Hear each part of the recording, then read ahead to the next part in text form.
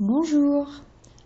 I'd like to recommend that when you begin working for this class, you take the time to practice your accent. Actually, taking the time to listen to the alphabet and to learn the different accents will save you so much trouble when you get to the lessons on grammar. In fact, as you practice the sounds, you make it easier for your memory and your mind to wrap around the new words and the new grammar concepts that are also telling you new ways of pronouncing words. For example, I may take the time to work through my accent as I practice the alphabet here, and I also learn, the accent aigu. That's the P, R, E. When you say prénom, the E alone is E, but it's not prénom, it's prénom. So it's very important that you say P, R, E, accent aigu, N-O-M.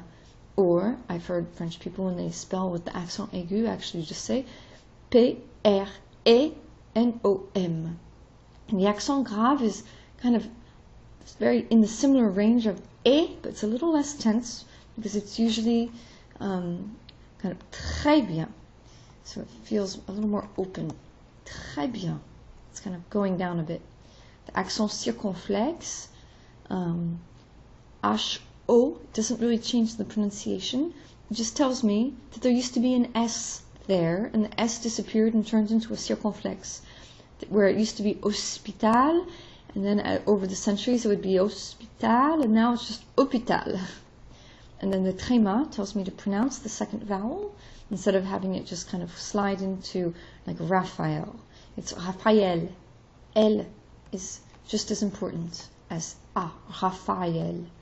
And then the CD softens the C. If the C doesn't have a CD, this would be K.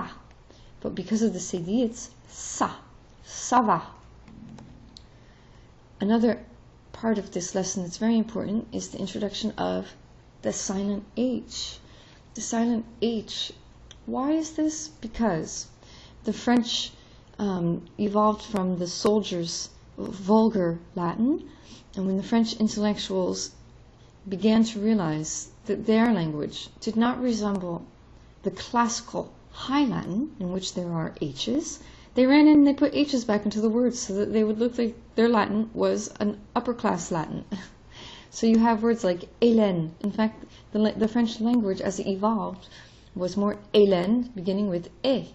And then they put in the H, and the H is silent. So Hélène. You practice these, though, and when you get to the next grammar section and you're learning the different words, like une horloge, it will help you.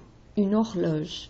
Also, another way to practice sounds is to learn the numbers. The numbers, like the alphabet, have all these sounds.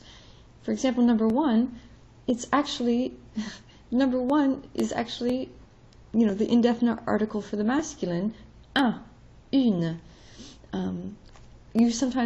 They say the indefinite article is not only non-specific, but it's also used sometimes to count out the one. Un, une. Un crayon. I have a pencil.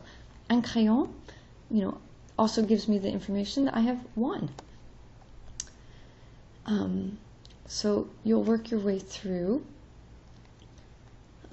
boosted by a sense of confidence, thanks to the alphabet. You can also go to the voice board, scroll all the way down to the modules, and watch. At this point, you're just at the level of Module 1 and 2.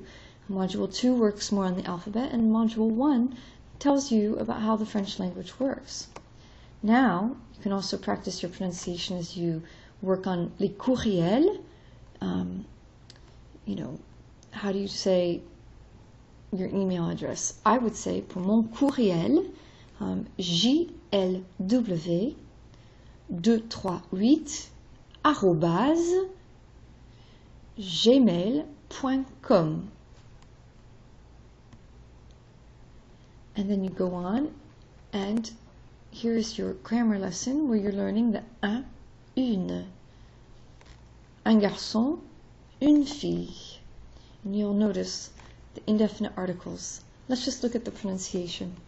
Un livre, un ordinateur, une table, une horloge. the French ear is always listening. You know, the livre is not enough. It's un livre. It's a masculine word. So to say livre is cutting off half of the importance of the word. It's not just that it's a book, it's un livre. It's not just that it's an horloge, it's une horloge. So the presence of un, une is constantly reminding us what gender it is. However, in the plural, both the feminine and masculine take des. And I want you to notice something. Des livres, I'm not pronouncing the S at the end. Des is telling me that it's plural. It's only in writing that I can really see, oh, there's an S too. Des ordinateurs, des ordinateurs. Now, ordinateur begins with a vowel. So I slide des ordinateurs, there's a Z sound. To avoid saying des ordinateurs, I say des ordinateurs. Des tables, des horloges. Because the H is silent for most French words, that horloge is really acting like a vowel. So it's not des horloges, it's des horloges. Voilà. Sometimes, if the grammar feels too theoretical to you, just practice French from a more musical perspective, a more poetic perspective, and then the grammar kind of just falls into place. Voilà. Bon travail et bon courage!